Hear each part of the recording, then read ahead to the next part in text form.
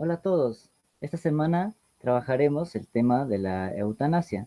Como ustedes saben, este tema también entra a tallar dentro de los dilemas éticos que ya trabajamos la semana pasada. Por ejemplo, hemos trabajado ya el tema del aborto. Bueno, antes de comenzar, tenemos que decir que no hay que confundir a la eutanasia con el suicidio. ¿Por qué? En primer lugar, la definición de la eutanasia procede del griego eutánatos, que significa buena muerte. En el diccionario de la Real Academia Española nos dice que la eutanasia es el acto de provocar intencionadamente la muerte de una persona que padece una enfermedad incurable para evitar que sufra. Es decir, en la eutanasia se busca que una persona que está padeciendo una enfermedad incurable, terminal, pueda terminar ese sufrimiento con la ayuda de alguien o por sí misma. ¿Está bien? Sobre todo con la ayuda de un médico. Mientras que en el suicidio, la persona decide morir por depresión, porque algo le está pasando mal, porque ha terminado con enamorada, porque las cosas, según cree, no le están saliendo como desea. Por ejemplo, en nuestro caso, en el caso peruano, José María Arguedas se suicidó, pero por problemas ¿no? Emocionales que él tenía, no por una enfermedad grave que padeciese. En el caso de la eutanasia, nos estamos refiriendo a una muerte provocada, de hecho intencionadamente, pero buscando que el individuo que está padeciendo pueda terminar con el sufrimiento. Ahora, esto de hecho es cuestionable, no hay una postura realmente hasta el momento firme, por lo menos en nuestro país, en el cual se defienda o en el cual se rechace totalmente la eutanasia. Por eso es que es un dilema ético, al menos en muchos países del mundo. ¿Ya? Bueno, antes de hablar de la legalidad de la eutanasia, revisemos un poco el aspecto conceptual y teórico de esta misma. La eutanasia se puede clasificar de la siguiente manera. En primer lugar, vamos a ver según el accionar médico, es decir, según las decisiones que toma el profesional de la salud. ¿Ya? Y aquí encontramos, en primer lugar, que existe la eutanasia directa. ¿Qué es la eutanasia directa? La provocación intencional de la muerte. ¿Ya? Para poder entender la eutanasia directa, vamos a ver sus dos subtipos. Primero, la eutanasia activa positiva, y en segundo lugar, vamos a ver a la eutanasia negativa o pasiva. ¿Está bien? Aquí hace referencia a la eutanasia activa o positiva cuando existe un despliegue médico para producir la muerte de una persona, como suministrar directamente algún tipo de fármaco o realizando intervenciones cuyo objetivo es causar la muerte del paciente. Ya se suministra un grupo de medicamentos, algunos fármacos que van a provocar la muerte del paciente. Luego tenemos a la eutanasia pasiva o negativa. Aquí la muerte es producida por la omisión, por la falta de medicamentos, terapias o alimentos. ¿Ya? Aquí el médico, por ciertas razones, simplemente ya no va a suministrar los tratamientos necesarios para que el paciente siga viviendo. Ahora tenemos, en segundo lugar, a la eutanasia indirecta. Es la que se verifica cuando se origina sin la intención de causar la muerte del paciente. Es decir, la muerte termina siendo la consecuencia, pero no buscada. ¿Ya?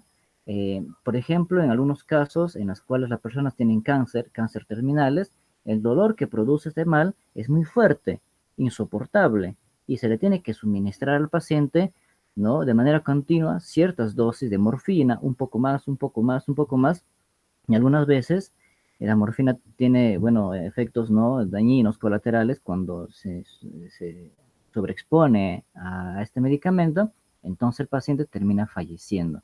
Pero aquí no se buscaba anticipadamente la muerte del paciente, solo que termina siendo el resultado indirecto del tratamiento que se le estaba suministrando. ¿Ya? Bueno, ahora tenemos la otra clasificación, según la voluntad del paciente, es decir, cómo decide el paciente, si seguir viviendo o no. ¿Ya? En este caso tenemos dos subtipos. En primer lugar, la eutanasia voluntaria, ¿ya? Cuando el paciente él mismo toma la decisión expresándolo a sus parientes cercanos o a alguien de confianza. Él mismo dice, todavía está en sus cabales, todavía está consciente, él mismo pide que por favor terminen con su vida porque ya no puede soportar ese dolor, no puede soportar la enfermedad o la degeneración que está sufriendo. ¿Ya? Lo puede hacer en medio de un testamento, lo puede avisar a alguien, al médico, por ejemplo, o reclamarlo, como Ramón San Pedro, ya, de manera directa, pública, ya. Entonces, en este caso, la eutanasia, si se logra dar, sería de forma voluntaria. ¿Está bien? Luego tenemos al siguiente subtipo, que es la eutanasia no voluntaria. ¿Qué pasa aquí? Aquí el paciente ya no tiene la posibilidad de declarar su deseo porque está indispuesto, está incapacitado. Muchas enfermedades llegan al punto en el que la persona ya está inconsciente, está en coma, por ejemplo, en estado vegetativo, y no puede decir cuál es su voluntad. En este caso son terceras personas las que toman la decisión por él o por ella, ¿ya? Y deciden en un momento determinado terminar con la vida de su paciente o de su familiar, ¿no? Les desenchufan, bueno, los respiradores artificiales, etcétera, para que ya, bueno, la persona pueda morir. Como este tema es polémico, el hecho de tomar una decisión de morirme yo mismo o que alguien haga eso por mí es polémico, ¿ya? No es tan fácil tomar una decisión en este caso. Por eso es que la legalidad de la eutanasia no es tan, no es tan común en el mundo. De los países que tenemos, ¿ya? Solamente 8 a nivel mundial han legalizado la eutanasia. Entre ellos, el primero fue Holanda en el año 2002. Luego está Bélgica, Luxemburgo, Canadá, Colombia, que es el único país latinoamericano que ha legalizado la eutanasia en el 2014. Luego está Suiza, Estados Unidos y finalmente Australia. ¿Ya? ¿Y qué pasa en el Perú? ¿Cuál es la situación en el Perú? En el Perú todavía, con el caso del aborto, la eutanasia no ha sido legalizada. ¿Ya? Bueno, por lo menos en el caso del aborto, como hemos visto en la clase anterior, todavía se permite en un sentido, ¿no? Cuando el embarazo pone en riesgo la vida de la mujer. Pero en el caso de la eutanasia es totalmente diferente.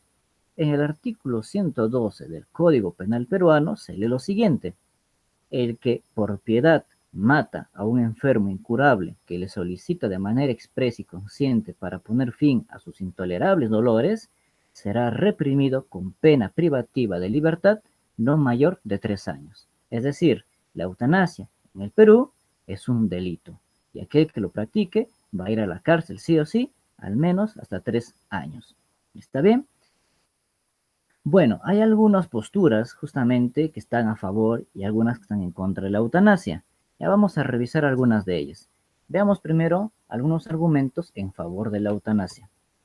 En primer lugar, algunos dicen que las personas tienen derecho a la autodeterminación y, por lo tanto, de permitírseles elegir su destino, es decir, de seguir viviendo o simplemente morir. Recordemos una vez más que la eutanasia se refiere a aquellas personas que están padeciendo una enfermedad grave. Por eso no se asemeja al suicidio, ¿está bien? Luego, ayudar a un sujeto a morir podría ser una mejor opción que requerir que continúen sufriendo. Es decir, algunas personas dicen, bueno, es mejor que muera alguien a que esta persona siga padeciendo un mes, 2 meses, incluso años con el mismo mal. Y finalmente, algunos dicen que permitir la eutanasia no conducirá necesariamente a consecuencias inaceptables.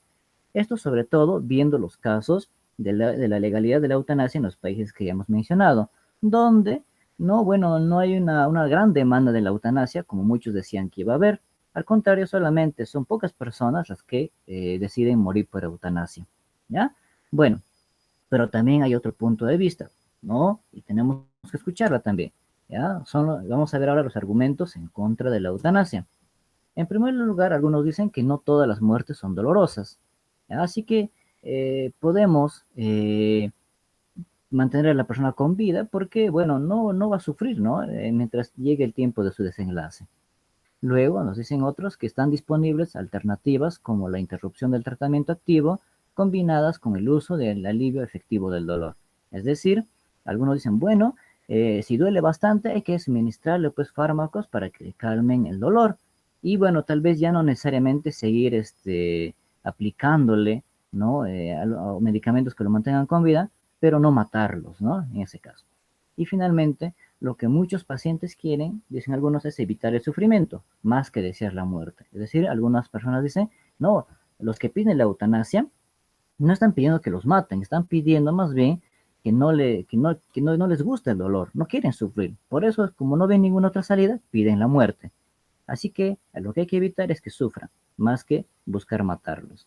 Bueno, es realmente polémico, seguramente algunos de ustedes estarán a favor o seguramente estarán en contra, varía de persona en persona, varía por creencias, varía también por ideas, por principios, ¿ya? Por religión, etcétera. Pero bueno, es justamente un tema polémico, o es un dilema. ¿Qué decisión tomaríamos nosotros? ¿Qué haríamos si estuviéramos nosotros también enfermos de gravedad? O un familiar nuestro estaría padeciendo gravemente y nos pediría que por favor acabemos con su vida porque ya no puede aguantar más. ¿Tomaríamos la decisión de practicar la eutanasia o no lo haríamos? ¿Qué dicen ustedes, chicos? Bueno, espero que les haya gustado este resumen, ¿no? Del concepto de la eutanasia. Hemos revisado brevemente algunas clasificaciones o concepto y también la legalidad en ciertos países, ¿no? Del mundo y también cómo es el caso en el Perú. ¿Ya? Espero que les haya gustado una vez más, chicos, chicas. ¿Ya? Hasta luego, hasta la próxima. Nos vemos.